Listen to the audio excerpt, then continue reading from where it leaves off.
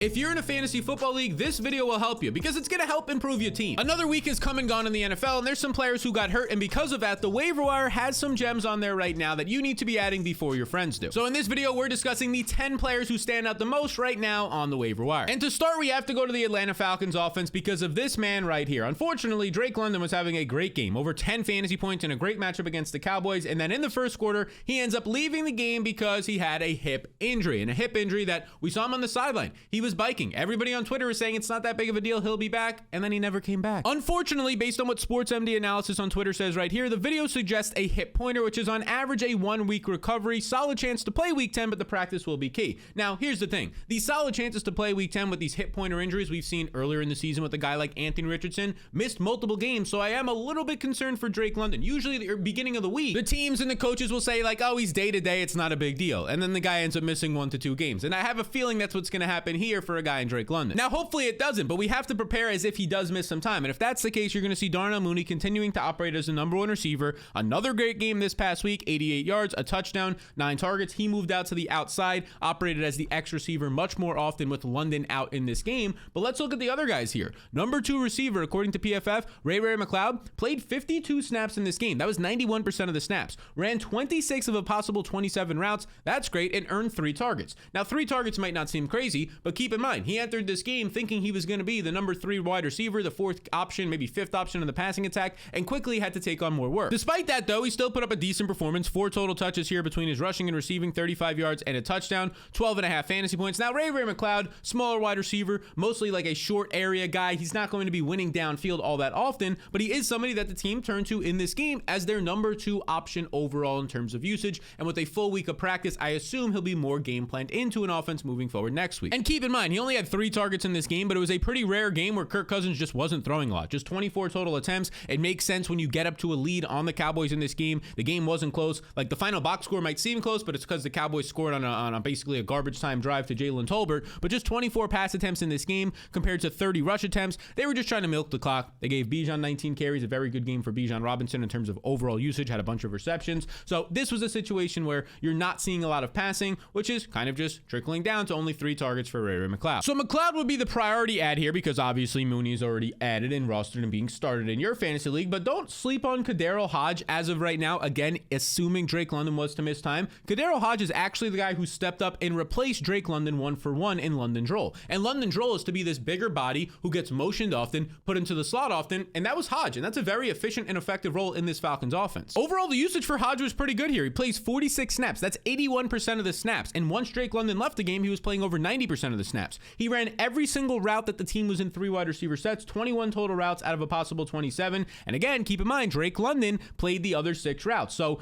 no other wide receivers were used here. The wide receivers were after Drake London left, Darnell Mooney, Ray McLeod, and Kadarius Hodge. And I assume that's going to be the case moving forward for a game or 2 if London is out. Now, again, London's not expected to miss the season, and he might even play in week 10, so don't spend a ton of your fab budget on these guys, but I do think the priorities here would be 1, Ray McLeod, and then 2, Kadarius Hodge, especially in your deeper leagues. Now, the next guy we have to talk about is Xavier Legette, who is somehow available still in over 80% of fantasy leagues, and he shouldn't be, because in my opinion, he's the clear Panthers' number 1 wide receiver with only upside to go as he learns more every single week because he's a rookie. Now, Legette did leave the game with a hand injury, but was quickly able to return, only missed like a drive, I believe, in this game. So that's good to see. Just track this injury throughout the week. Make sure nothing like swells up or there's no serious injury here that he was able to just play through due to, adrenaline in this one, but it does seem like he's going to be okay moving forward. And that's important because his usage this past week was great. He ran 44 snaps. Overall, that is 83% of the snaps. Would have been over 90% if he didn't leave with the injury. Had a team high 28 routes, a team high 6 targets in this game. And what did it lead to? Led to 5 total touches with a carry in this one for 33 yards and a touchdown, about 14 fantasy points for Legette. And here's the thing. He had 2 other targets in this game. One of those he dropped. He should have caught it. There's no excuses. And it ended up being an interception, which makes Bryce Young's day look a lot worse. But this was quietly like Bryce Young's best day of the year. So that's a good thing to see if Bryce Young continues to start. And if not, you just get a quarterback upgrade, in my opinion, then going right back to Andy Dalton, who should be targeting Legette downfields. Now, here's Legette's fantasy points per game according to Player Profiler. We can scroll here. You had this top 20 performance where he had 19.6 points. Since then, if you look here, over these 5 games, 3 out of 5 games, he's had at least 11 fantasy points. And now now, based on his usage this past week, he had again 13 fantasy points here. So you're looking now over 4 of his last 6 games, he's getting you at least 11 fantasy points. 3 out of his last 4, he's getting you at least 12. This is a quality flex option for fantasy with only more upside as he learns the game more, because once again, I'll say it, this is only a rookie, a raw rookie at that. Now, if you're not familiar with Legette, let me catch you up to speed a little bit. He's a 6'1" monster, 221 pounds. He has that rare ability, like an AJ Brown, like a DK Metcalf, to not only have size, but have elite 4.3 speed,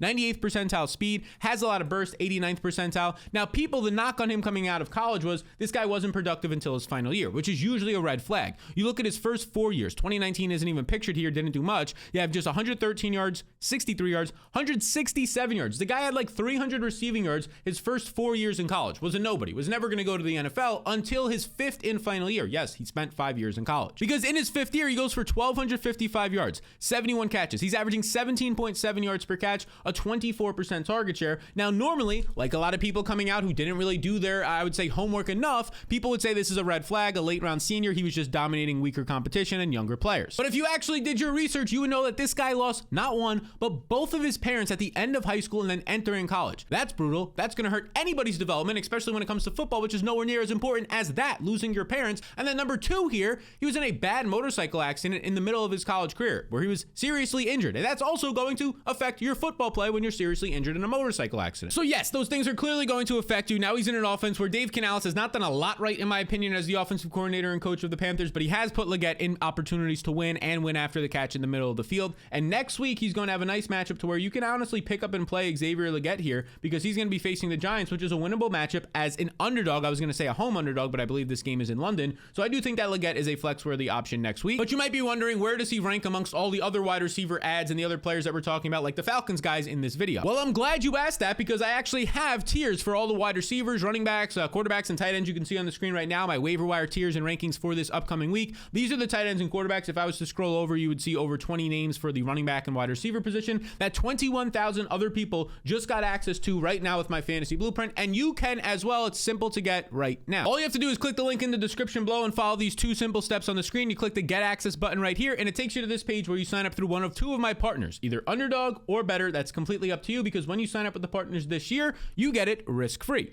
Absolutely risk-free, as you can see right here, which means it's a one-time payment, just one time, of $10 to get my tools for the rest of the year, every day sent to you throughout the entire fantasy postseason and your championship. And if you don't make your playoffs for whatever reason at all, I just refund that payment of $10 that you reach out, no questions asked. So if you want to get access today to your risk-free blueprint with 21,000 others who are using my tools that I use in all my leagues, you can scan the QR code on the screen or click the link in the description below. We're only doing this offer, I think, for another week or 2, so now's the time to take advantage. Now, the next guy we got to talk about is Ricky Pearsall, who was a popular waiver wire ad a couple weeks back, but then he went on his bye week. He's now coming out of his bye week, and he was dropped all over the place. He's available in over 75% of leagues right now, a first-round talented rookie on the 49ers. He shouldn't be, because again, he's played 2 games this year. The dude was shot this offseason, reminder, and he also dealt with some other injuries in training camp. In his first game in his debut, he runs 84% of the routes when Brandon Ayuk is out and Debo's banged up and Juwan Jennings is banged up. Then in week 8, Debo Samuel returns. He runs 71% of the routes, earns 17% of the targets. So very quietly in 2 weeks, this first-round rookie off the bench, coming from being shot and dealing with multiple injuries in training camp,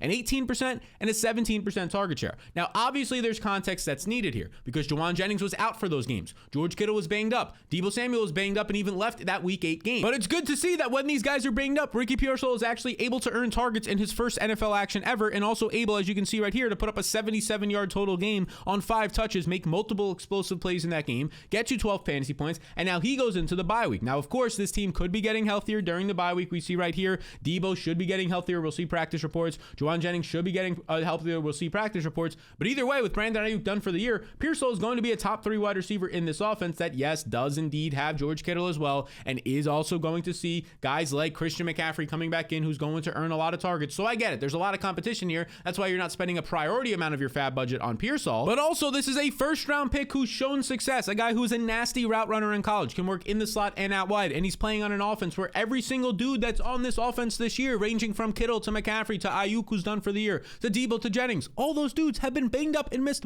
time multiple different times, multiple different injuries for, I think, all of those dudes. Oh, but Sal, McCaffrey only has an Achilles injury. He had an Achilles injury that he re-injured, and then he had Achilles tendonitis in his other leg as well because of that. So yeah, all these guys dealing with multiple injuries. So the thought process here is that a guy who in his 2 games this year has put up only 5 and 11.7 fantasy points, nobody's looking seriously into him, even though he's gone out there and earned a 17% target share in both games, and at least 5 opportunities, 5 targets, a red zone target, 4 targets, and a carry in this game, at least 5 opportunities in those 2 games, and he's coming out of the bye week. This is like the sneakiest thing in all of fantasy. Rookies coming out of the bye week usually get more involved, especially first-round rookies. They usually get more involved in the game plan, and that's going to happen with Pearsall, especially with the 49ers, because Ayuk is now done for the year. They've had an extra week to get Pearsall involved. Now, if you're not familiar with Pearsall, I'll give you the quick rundown. Again, this is a first-round pick who kind of came out. He was a very surprise athlete, you can say, at the combine, ran a 4.41, has nice size overall, but look at this right here. According to the player profiler, 98th percentile burst, that's top 2%. 97th percentile agility, that's top 3% of all time, and his catch radius is 98th percentile. We've already seen some of these things in his first 2 games. He spent 5 years in college, so he's an older prospect, but he started to break out when he transferred to Florida State. You can see 665 yards, 965 yards on a 23% target share. These numbers might not be eye-popping, but for his production, I think I said Florida State earlier, for his production at Florida, it is pretty good for the context of that offense. The dude was playing with Anthony Richardson there, who, if you've seen in the NFL, is not an accurate quarterback, and in college he wasn't either. So to put up over almost 1,000 yards with Anthony Richardson is a borderline miracle. Pearsall is likely not a guy that you're going to pick up and just start in your 10 and 12 team leagues this year unless you need multiple flex spots, but he is a guy that's just one injury away from on an offense where there's a ton of guys injured all the time from being a legit candidate, and he will be out there in 3 wide receiver sets, and who knows, his upside might be that he's just a dude in the NFL and he overtakes a larger target share. Now, the next guy we got to talk about is the number 1 waiver wire ad in all of fantasy right now. I don't care if your quarterback's Jaden Daniels or Lamar Jackson and you have the best quarterbacks in fantasy, you should be trying to go out there and putting some sort of fab budget or waiver claim in for Drake Maye, because he cleared the protocol and was actually able to play in week 9, and he played great once again. Despite it being a terrible matchup against the Tennessee Titans, who allowed, coming into this game, the fewest passing yards per play on the season, Drake Maye got you there in fantasy. And he also pulled off some heroics at the end of this game, as you can see right here. Drake Maye just scrambling around everywhere. I mean, I'm sure you've seen this play at this point, just high stepping multiple guys. He just throws this up. This is just absolute luck in my opinion, but he gets you there for a touchdown,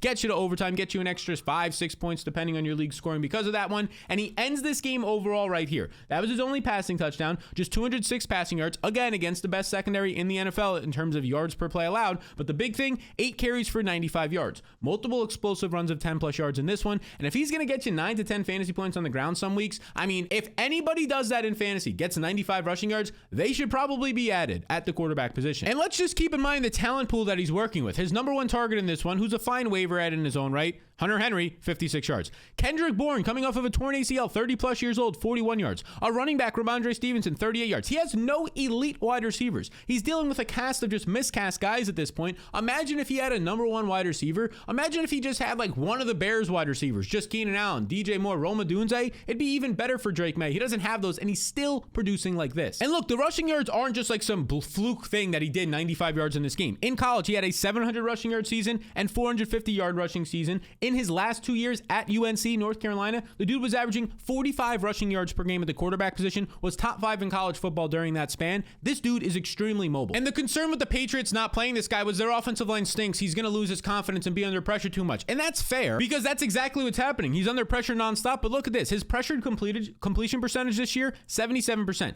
Number 1 in the NFL. Deep ball completion percentage, 40%. Number 11 in the NFL. He's making the big time throws downfield. He's making the big time throws when under pressure, like he did to Ramondre Stevenson to get them into overtime in that game the past week. This guy has been lights out, cool, calm, and collected. And let's just look at the upcoming schedule. Another not good game on the road against the Bears. I'll give you that. If you pick him up, it's going to be tough, but he just had a bad matchup this week and put up 19 fantasy points. But then after that, at home against the Rams, bottom 5 secondary. Matchup against the Dolphins, which should have points. Matchup against the Colts, bottom 10 secondary. The Cardinals, bottom 10 secondary. The Bills, who you can put up points on. Like, the rest of the season for Drake Maye is a bunch of okay to great matchups, and when you can run for 95 yards at the quarterback position, the matchup almost doesn't matter. So you need to be adding Drake Maye. He's the priority ad available in 90% of Yahoo leagues as of this recording, and then you have to look at some of the other positions here. Like, if I'm talking about this Patriots team and hyping up Drake Maye, yeah, we probably have to look at some of his pass catchers, and the one I want to look at the most, we've talked about him one time this season, is Demario Douglas. Douglas is currently available in over 80 to 85% of leagues, depending on the platform that you're looking at, and I think he should be rostered, especially as a bench piece in all 12-team formats. Because this past week, Douglas very quietly, in a brutal matchup, reminding you of that, 10.5 fantasy points. He sees 9 targets in this game, catches 7 of them for 35 yards, and this is an okay performance overall. It's nothing that's going to be crazy for you, but he was also missed late in this game by Drake Maye on what probably would have been a 30-plus yard touchdown and made his box score look phenomenal. But now here's what you're getting out of Douglas. Before his illness and a little bit of an injury that he had coming into week 7 and 8, this guy was seeing 38% target shares, 28% in his first game with Drake Maye. He had a 30% target share, and then he gets sick in London and he doesn't doesn't play, and then he's banged up in week 8. But in week 9, the target share came back. He led the team with 9 targets. Douglas is a talented player. He's kind of been this slot only guy. So when Maye has been under pressure, he looks his way a lot. Again, not going to be somebody who's probably winning you your league, but if Maye continues to play this well, he could see 7, 8, 9 targets a game. And the other guy we got to talk about from this offense is Hunter Henry, their tight end, because the state of the tight end position, if you can just get 10 points in a week, that's fantastic. And what you're getting out of Hunter Henry right now with Drake Maye is a lot of upside. We scroll down the fantasy points. These are fantasy points per game,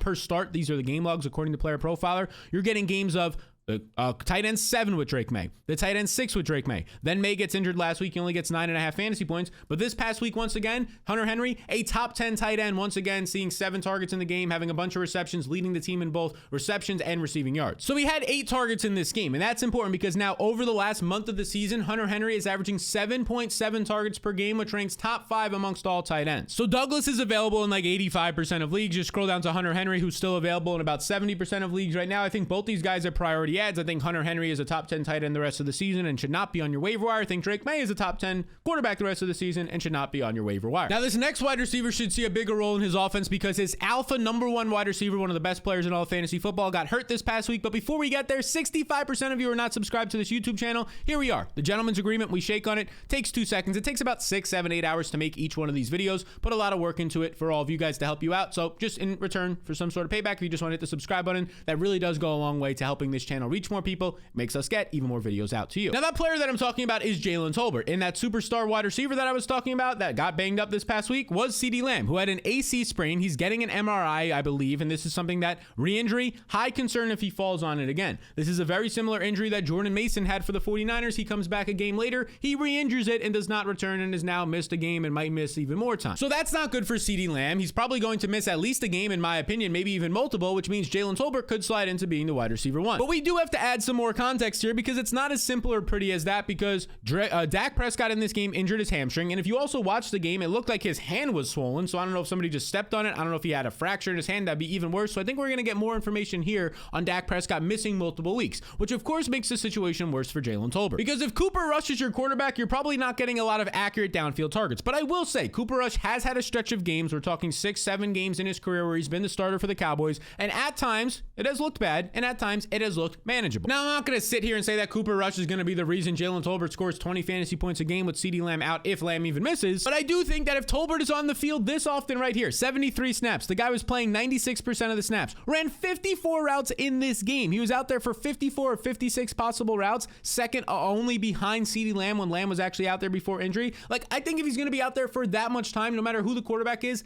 5, 6, 7 targets in your 12 to 14 team formats, that should be rostered and not available in 70+% of that. Now, if you're trying to look for somebody else who can stand out, I'm not going to go that far down. I will say Kevontae Turpin, electric player, dominant player in the USFL, the best player there overall, an elite return man, a fantastic option. He was getting a little bit more involved, a fantastic option in terms of return man, I should say. He was getting a little bit more involved. He had 4 targets on just 15 routes run. I do think there's a situation where they can kind of get him involved downfield in that CeeDee Lamb role somewhat, but it's not going to be something that's consistent, especially with Cooper Rush throwing downfield. Overall, I think it's just going to be Jaylen Tolbert, and the matchups to kind of pick apart are these matchups against man coverage, because this season, Jaylen Tolbert, believe it or not, ranks 12th in the NFL in fantasy points per target against man coverage this year. And next week, he gets a nice matchup against the Eagles. They're going to be home 6-point underdogs against the Eagles. You're probably getting 30 to 40 pass attempts in this game. And if CeeDee Lamb was to miss, I feel pretty good about a 7-target game, an 8-target game, or even more for Jaylen Tolbert. Could be a pick-up and play option. The other guy that you just need to pick up at this point is Demarcus Robinson, because this guy yet again had a massive week. Now, of course, Puka Nacua got thrown out in this one, but he had the game-winning touchdown in overtime. He now has 4 touchdowns the last 2 weeks, 27 fantasy points, and a great matchup against Seattle in this one. But here's the thing, and listen up closely here. In his last 7 games with Cooper Kupp starting and completing the game, Demarcus Robinson is averaging over 16 fantasy points per game. That's a top 10 wide receiver in fantasy. Now, of course, that's probably unsustainable, but even in his last 6 games with both Puka Nacua and Cooper Kupp out there active and completing a game, he's averaging over 15 points per game. So he's been a quality option when those guys are on the field and he sees less defensive attention. The next situation I got to call out is these Browns wide receivers. They are going on the bye week, so a lot of them might be dropped, but Cedric Tillman's still available in over 50% of leagues. Jerry Jeudy's still available in over 50% of leagues, even though they're both coming coming off of 10 target games.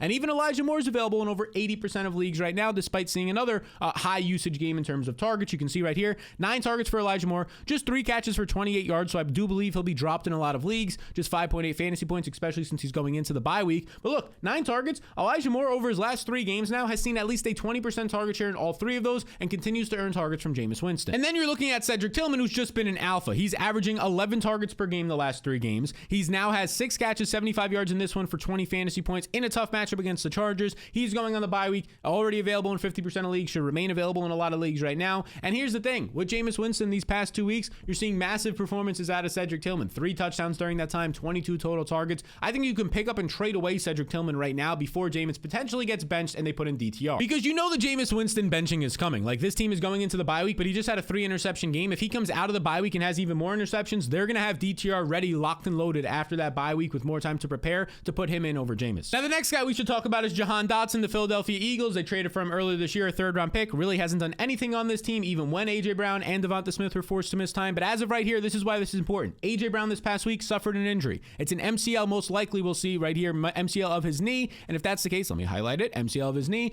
Average apparently is 2 weeks, but aggressive players can sometimes play through it. But here's the thing. We're looking at like DK Metcalf's already missed 2 games with a similar type of an injury as well. So I'm a little bit concerned for A.J. Brown missing at least 2 weeks here, which means Jahan Dotson has to be on our minds. And yes, Dotson has been quiet this year. He had a nice jump ball, 30-plus yard reception in this past game. But if he's going to be more involved in the offense, that's something to at least keep in mind for your 12 to 14 team leagues. Now, another situation to monitor and also to stash these players is the Cardinals backfield, because for the 3rd time this season, James Conner left the game, but then was able to return later on. But James Conner, an aging running back who's missed 4 games on average in his career, eventually is not going to return in one of these games where he gets injured. That's where I would pick up Trey Benson and then Amari DiMercato in that order. I'd stash these guys. Benson looked good again this week on limited touches, found the end zone. DiMercato had the big run at the end of the first half for a touchdown, so both guys scored. Both guys look good. James Conner, I mean, this is like the most fragile running back the rest of the season. An aging body who's taking on more hits and continues to get hurt every single week. I'd be stashing Trey Benson and DiMercato right now. I'd also consider stashing Adam Thielen, which might seem crazy, but he's available in over 80% of leagues right now. He was close to returning in week 9. He's expected to return in week 10. I do believe, like we talked about earlier,